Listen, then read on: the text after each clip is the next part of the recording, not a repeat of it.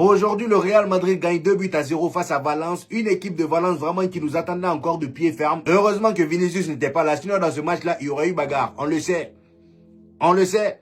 Et comme on a pu le voir les amis, le match est encore très compliqué pour le Real Madrid. Comme d'habitude, j'ai envie de dire, depuis quelques temps maintenant, on est devenu une équipe lambda. Donc moi, ça me choque plus. Voilà, quand le Real Madrid joue de manière molle comme ça me choque plus. Du moment où on marque à la fin avec notre petit penalty ou un petit exploit individuel comme Carreras l'a fait aujourd'hui, moi ça me va. On prend les 3 points, on continue à couler le Barça jusqu'à la fin. Ça me va. Faut plus demander grand chose avec ce Real Madrid là. Le beau jeu, les coloris comme ça là, on connaît plus. On connaît plus. Hein?